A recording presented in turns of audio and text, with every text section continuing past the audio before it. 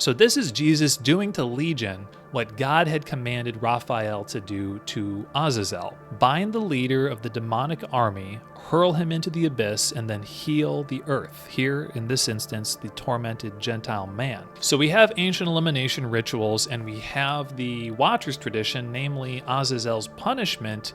How does this all connect? Well, I would suggest it connects via the trope of the apocalyptic scapegoat tradition that really fuses together Leviticus 16 and the Book of Watchers.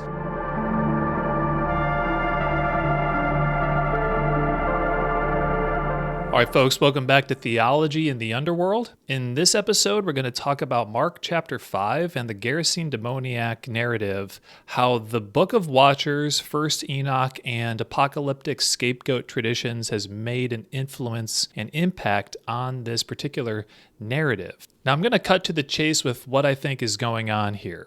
I think Mark is intentionally alluding to this material, and he's doing that to convey a theological message. Namely, Jesus is dethroning the spiritual powers that rule over the Gentile nations, aka the gods of the nations. This judgment on the gods is understood as an act of eschatological cosmic atonement. The gods are being cast out from their thrones of dominion. This is an eschatological recapitulation of the judgment on the fallen sons of God in the Genesis 6 story. In Second Temple literature, the judgment of the fallen watchers is portrayed as an act of cosmic atonement for the land, aka the world, creation, enacted in a manner reminiscent of the scapegoat ritual from Leviticus 16. The Gospel of Mark picks up these themes and incorporates them into the exorcism story to signal Jesus' eschatological removal of the divine powers from their positions of authority. Think Deuteronomy 32, and again, that this is portrayed as an eschatological sort of cosmic atonement of creation, not unlike back in Genesis 6 and the cleansing of the earth with the flood of Noah. And FYI, the way that you arrive at this sort of ritual aspect of this particular exorcism in Mark 5 is via the apocalyptic scapegoat tradition picked up in the Book of Watchers, which Mark seems to be aware of. And this reading of the text is going to go a long ways in explaining that bizarre scene where the pigs rush off a steep cliff and plunge into the sea. And the way that you arrive at the gods of the nation, sort of Deuteronomy 32, Psalm 82 aspect of this text, is by the fact that the heavenly realities mirror the earthly realities. And here we have a reference to the Roman legion. The setting is in Gentile territory, namely the Decapolis. Now, this content comes from an article I published and then sort of reworked in my book, Goat for Yahweh, Goat for Azazel, The Impact of Yom Kippur on the Gospels. You can actually find the peer-reviewed academic article for free on my academia.edu page if you're interested in digging deeper into this material. But let's start off by reading the text from the Gospels. This is the Gospel of Mark, chapter 5, verses 1 to 20. They came to the other side of the sea, to the country of the Gerasenes. And when Jesus had stepped out of the boat, immediately there met him out of the tombs a man with an unclean spirit. He lived among the tombs, and no one could bind him any more, not even with a chain. For he had often been bound with shackles and chains, but he wrenched the chains apart, and he broke the shackles in pieces. No one had the strength to subdue him. Night and day, among the tombs and on the mountains, he was always crying out and cutting himself with stones. And when he saw Jesus from afar, he ran and fell down before him. Crying out with a loud voice, he said, "What have you to do with me, Jesus, Son of the Most High God? I adjure you, by God, do not torment me." For Jesus was saying to him, "Come out of the man, you unclean spirit." And Jesus asked him, "What is your name?" And he replied, "My name is Legion, for we are many." And he begged him earnestly not to send them out of the country. And now a herd of pigs was feeding there on the hillside, and they begged him, saying, "Send us into the pigs, let us enter them." So he gave them permission, and the unclean spirits came out and entered the pigs, and the herd, numbering about 2,000, rushed down the steep bank and into the sea, and drowned it in the sea. The herdsmen fled and told it in the city and in the country, and the people came to see what it was that had happened. And they came to Jesus and saw the demon-possessed man, the one who had had the legion, sitting there, clothed and in his right mind, and they were afraid. And those who had seen it described to them what had happened to the demon-possessed man and to the pigs, and they began to beg Jesus to depart from their region. As he was getting into the boat, the man who had been possessed with the demons begged him that he might be with him.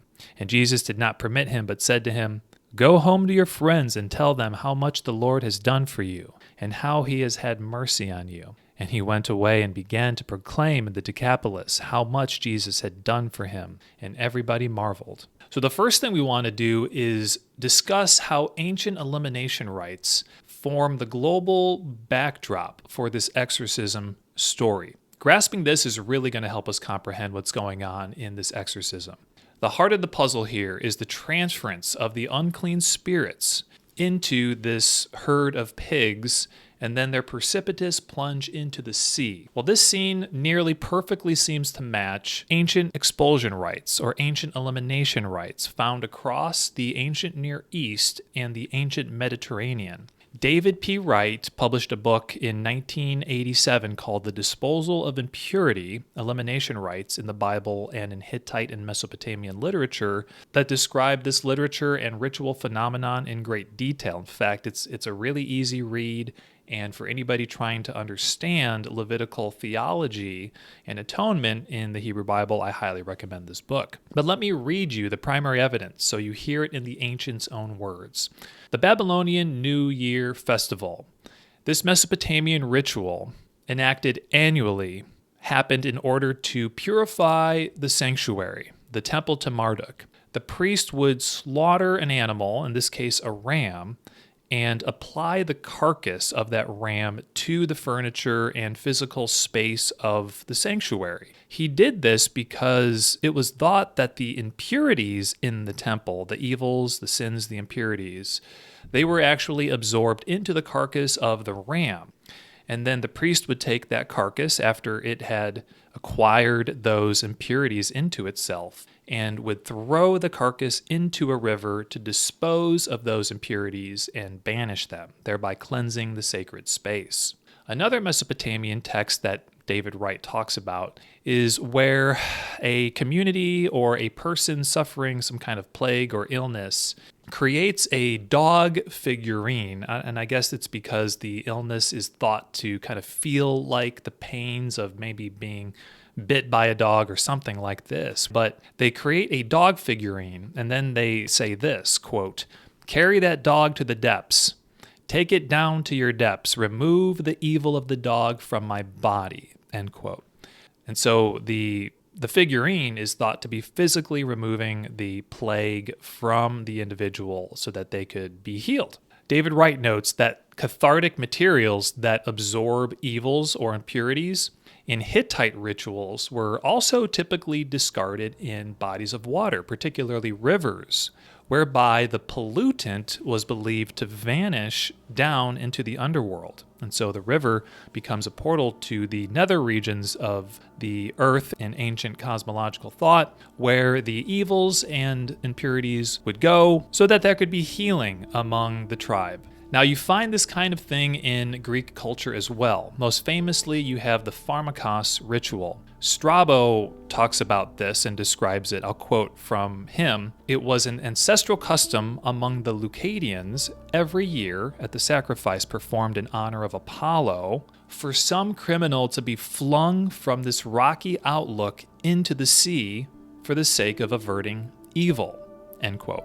And so the Pharmakos victim is cast off a cliff into a sea, in part to propitiate the wrath of a deity, but also to avert the evil, perhaps taking the plague upon himself first and then physically being banished and disposing of that impurity into the depths of the sea, just like in the Mesopotamian rituals we looked at.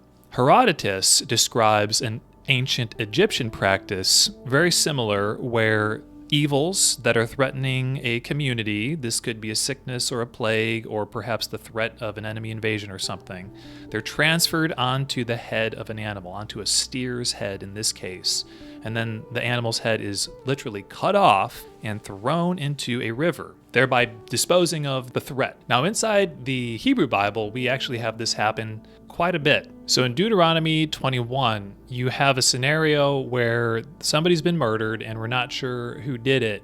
And so there might be blood guilt on the community. So the elders of that tribe gather together at a river and they bring an animal. They bring a heifer and they break its neck at the river. And then the elders of that community wash their hands over the head of the heifer. They are essentially transferring any potential blood guilt onto this animal.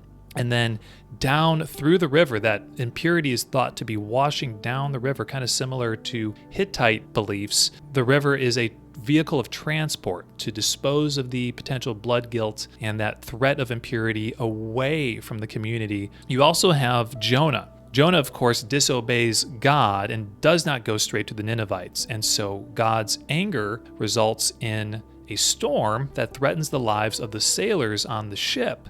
And so what they do is they throw the threat, Jonah in this case, the one who has impurity, who has sin, off the ship and into the sea to dispose of that contaminant. And what happens? Well, of course, the storm stops and the sailors' lives are saved. In the book of Micah, chapter 7, verses 18 to 19, who is a God like you, pardoning iniquity? You will cast all our sins into the depths of the sea. So David Wright, points to this text as kind of mirroring this concept of disposal of impurities in a body of water that's often thought to be connected to the underworld. Now, you're probably also thinking about the scapegoat ritual that occurred on the Day of Atonement, where the high priest transfers Israel's sins onto the head of the scapegoat and then banishes the scapegoat into the wilderness, thereby disposing of the sins of Israel in the Judean wilderness. Now, we'll touch on that in a little bit. That'll become relevant, but I thought I'd mention it right here. Now, let me read from the chapter in my book that sort of summarizes this content. A distinctive characteristic of most ancient elimination rituals is the dual action of transferring an evil or impurity onto an object and then disposing of that object in an uninhabitable realm. Strikingly, the exorcism described in Mark 5 involves both notions of transference and disposal. These tropes uniquely appear together in the Gerasene account, and no other Markan exorcism or healing episode. And here I list basically all of them in the Gospel of Mark so that you can check that for yourself. Moreover, according to the Markan literary context, the sea, that is the thalassa in Greek, into which the swine plummet, is associated with chaos and the demonic, which corresponds to the type of domain into which elimination ritual victims were typically sent. Legion's exorcism, therefore, appears to be informed by ancient elimination rituals.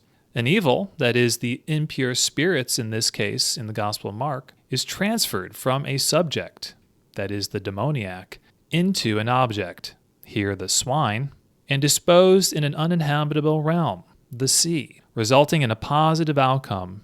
The man is healed.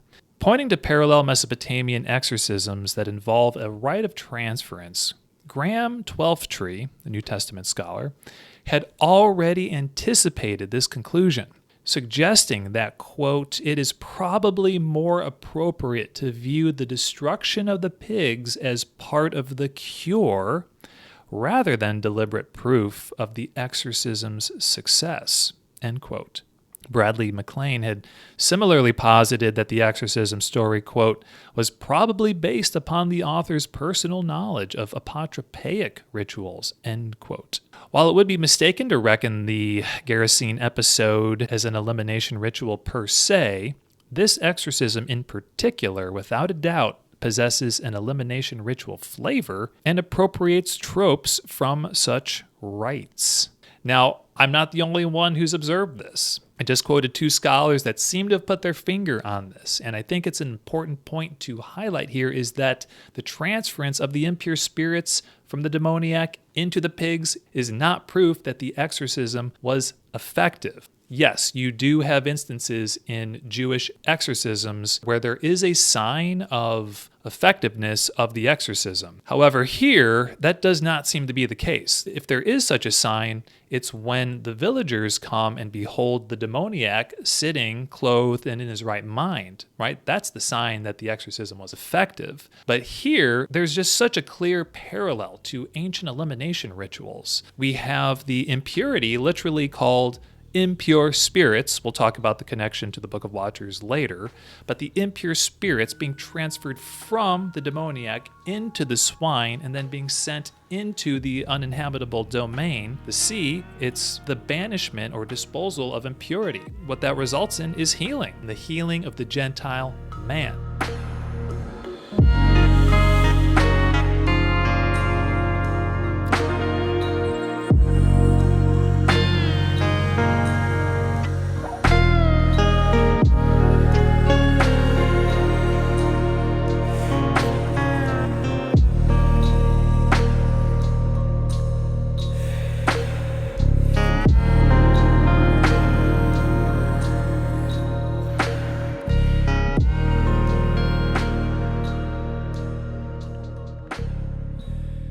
So here we have an elimination ritual flavored exorcism. It just really smacks of this type of ritual that nearly every culture of that time period was familiar with. Now let's talk about the Book of Watchers and the apocalyptic scapegoat tradition. Mark isn't just stopping at generic rituals here. He's echoing the apocalyptic scapegoat tradition in the Book of Watchers. Now, if you're not familiar with this apocalyptic scapegoat tradition, then you can go back a couple episodes earlier and I dedicated an entire episode to that. But let's talk broadly about the impact of the Book of Watchers on Mark chapter 5. Now, one of my colleagues at the time that I was doing a dissertation at Marquette University by the name of Nicholas Elder, he actually published an article on this exact topic in 2016 while we were graduate students. And lo and behold, there was a French scholar who at the same time published an article kind of pointing out the exact same things that my colleague Nick was pointing out. So these are two completely independent academic articles. Both list a spate of verbal and conceptual parallels between Mark chapter 5 and the Book of Watchers. Now, the strongest cluster of parallels revolve around the judgment of the figure Azazel. Go consult Nick's article, and I pretty much summarize it in my published work as well. But first, listen to the key text from 1 Enoch chapter 10, verses 4 to 7 from the Standard Nickelsburg and Vanderkam translation. Go, Raphael, and bind Azazel hand and foot and cast him into the darkness. Make an opening in the wilderness that is in Dudael. Throw him there, and lay beneath him sharp and jagged stones. And cover him with darkness, and let him dwell there for an exceedingly long time. Cover up his face, and let him not see the light. And on the day of the great judgment, he will be led away to the burning conflagration.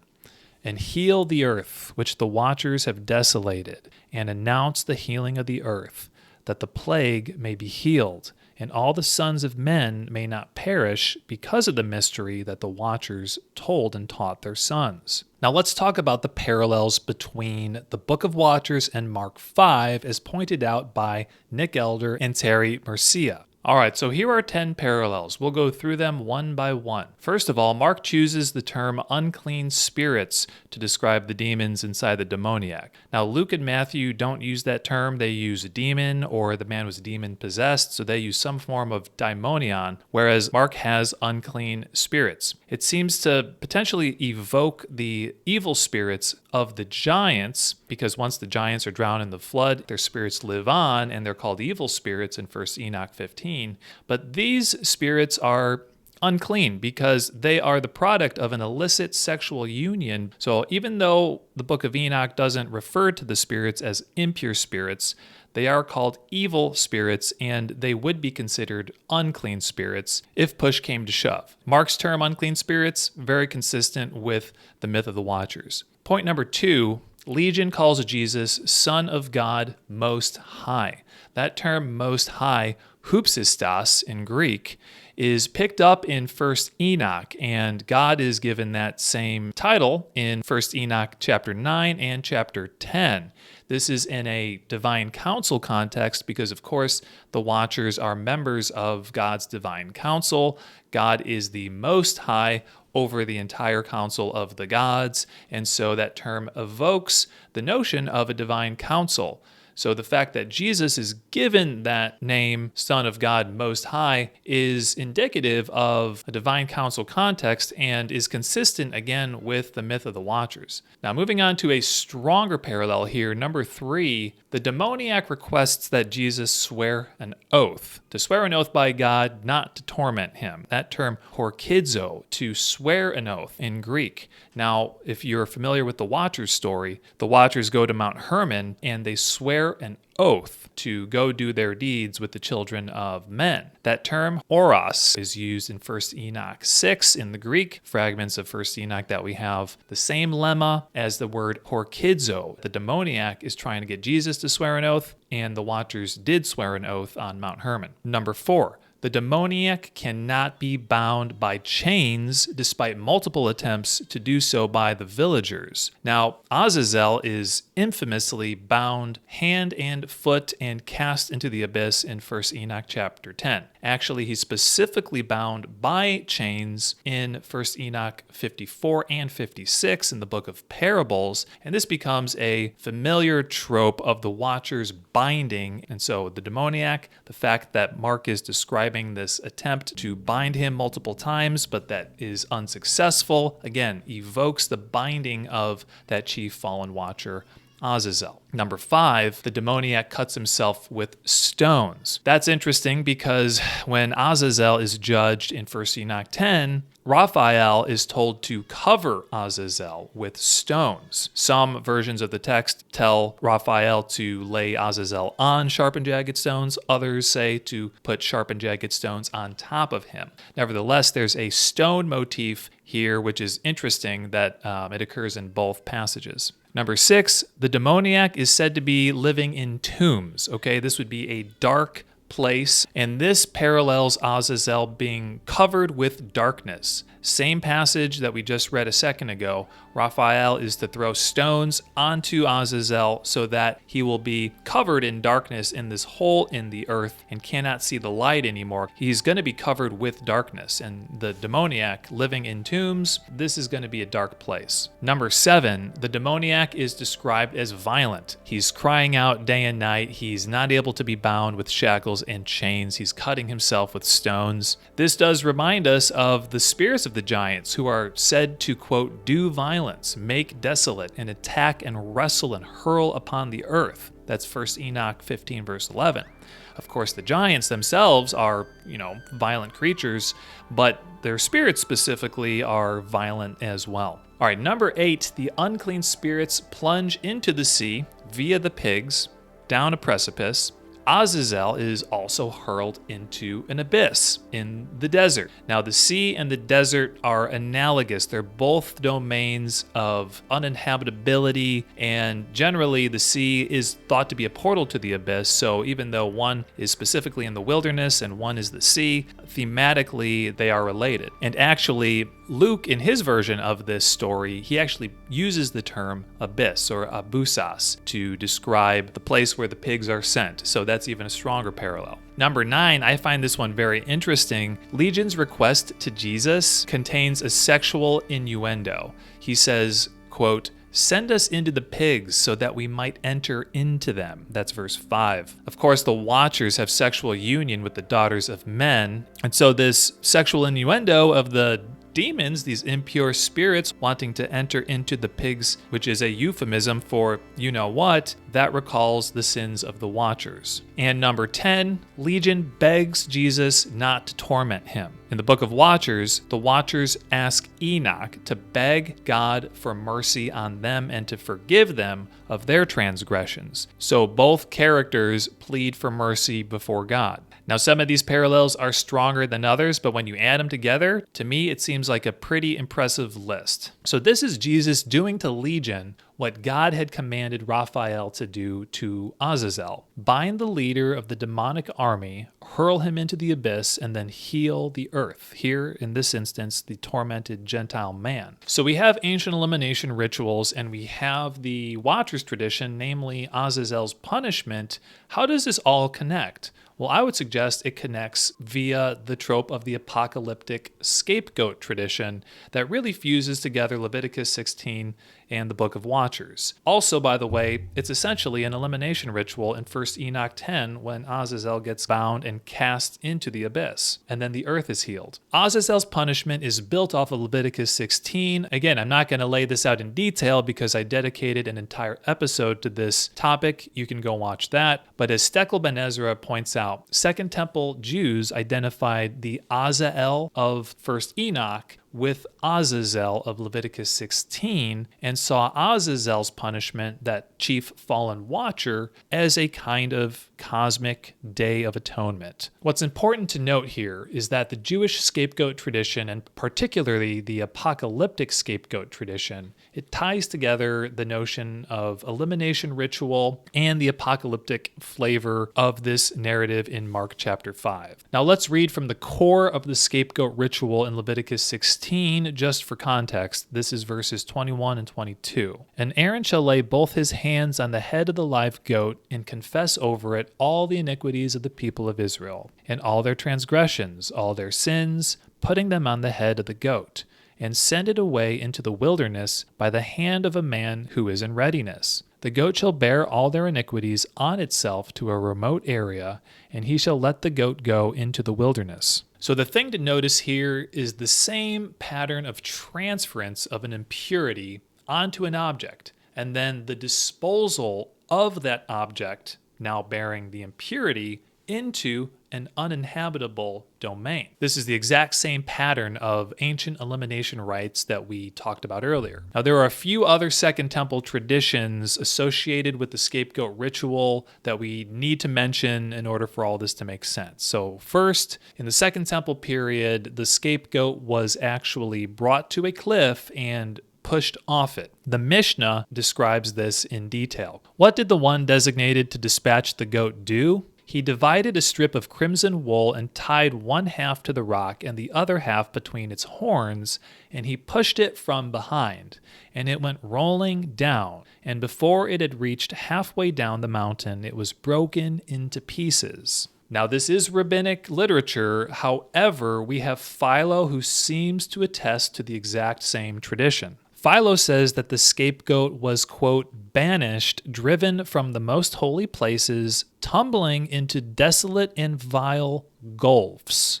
Second, you have a motif of self-affliction. This is heavily emphasized in the biblical description of Yom Kippur. In Leviticus 16, verses 29 and 31, I'll read it. And it shall be a statute to you forever that in the 7th month, on the 10th day of the month, you shall afflict yourselves, and shall do no work, either the native or the stranger who sojourns among you.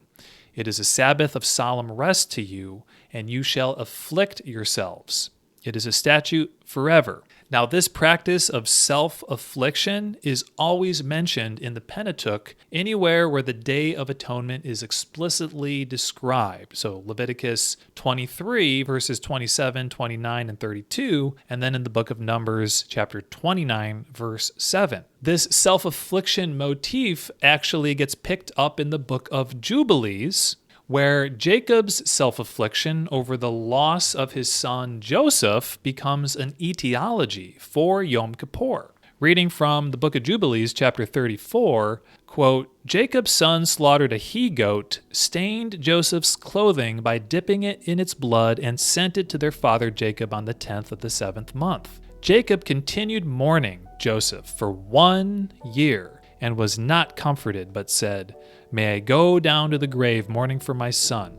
For this reason it's been ordained regarding the Israelites that they should be distressed on the 10th of the 7th month, and on the day when the news which made him lament Joseph reach his father Jacob. So that motif of self-affliction, of mourning, of really rending your garments and debasing yourself before God is a heavy emphasis in Yom Kippur, the Second Temple period. Third, we have a garment motif associated with Yom Kippur. We actually find this in the Hebrew Bible in Zechariah chapter 3, where Joshua, the high priest, his dirty garments are exchanged for festal apparel, that's verses 4 and 5, that signal a kind of act of atonement to be executed on a single day, that's verse 9, most likely referring to the Day of Atonement. It's interesting to note that in Zechariah 3, you also have Hasatan at the side of Zechariah as well. Now in the Apocalypse of Abraham, the angel Yahoel tells Azazel that, quote, the garment which in heaven was formerly yours has been set aside for Abraham, and the corruption which was on Abraham has gone over to you, Azazel. So there is an exchange of garment motif in this Yom Kippur tradition in the Second Temple period. Finally, there's an abuse motif associated with Yom Kippur, namely abusing the scapegoat. You see this in the Mishnah, where the people tug on the scapegoat's hair as it's leaving the city, and they're yelling, "Bear our sins be gone, bear our sins be gone." But we also have this in the Epistle of Barnabas, where he describes spitting on the scapegoat and even piercing the scapegoat apparently on its way out of the city. Obviously, in the book of 1st Enoch, Azazel is sort of verbally berated, he's bound, and then he's cast out. So that could be perceived as abusive as well. Okay, so now let's go back to Mark chapter 5 and see how he picks up on some of these tropes and seems to incorporate them into his narrative. So first we have sins being transferred to the goat, right? That's in Leviticus 16. Here we have unclean spirits being transferred into the pigs. Number 2, the goat goes to an uninhabitable demonic domain, that is the wilderness. In Mark, the pigs plunge into the sea, a cosmologically demonic place. Luke actually changes the term to abyss. Third, we have the goat going off a cliff, having some kind of fall down to its demise.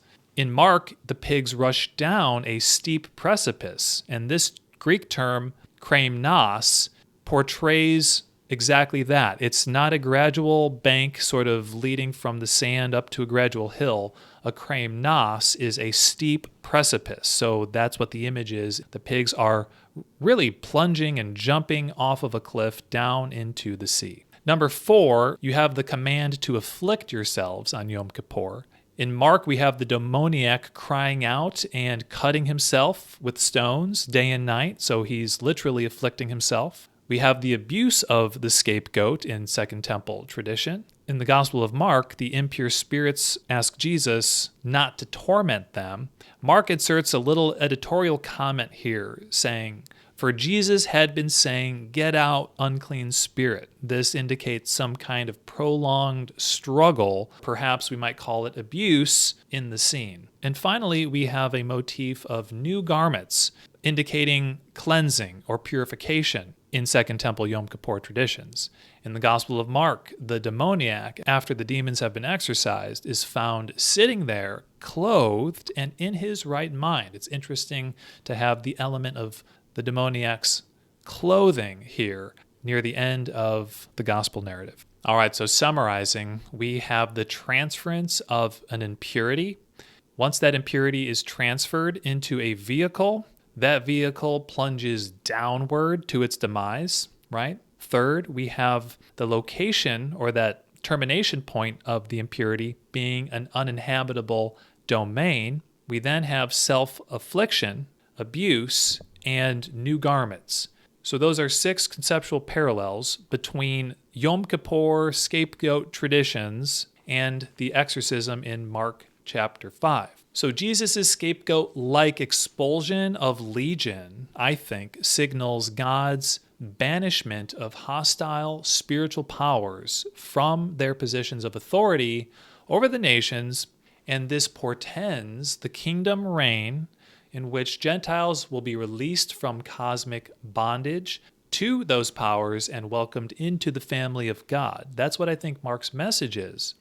But what's interesting is that this little exorcism story in Mark chapter 5, it seems to take on a distinctly sacerdotal quality. That is, Jesus acting as a high priest performing a cosmic purging or cosmic day of atonement. The powers now are under his feet. Think Melchizedek in Psalm 110, which is quoted actually in Mark chapter 12, verse 36. The Lord said to my Lord, sit at my right hand until I put your enemies under your feet. The Lord has sworn and will not change his mind. You are a priest forever after the order of Melchizedek. The Lord is at your right hand. He will shatter kings on the day of his wrath. So it's quite fitting for Mark to pick up these sacerdotal ritualistic qualities and highlight them in his telling of the Gerasene exorcism account. Now, there's a whole lot more that I want to get into regarding the divine council worldview, Jesus' struggle with cosmic powers here, and I'll touch on those things in the next video. But all I wanted to do in this video was point out the parallels between the Book of Watchers, Mark chapter 5, apocalyptic scapegoat traditions, and that general ancient elimination ritual context. I hope this video was useful. If you found it interesting, please give it a thumbs up. Cheers, everybody. See you next time.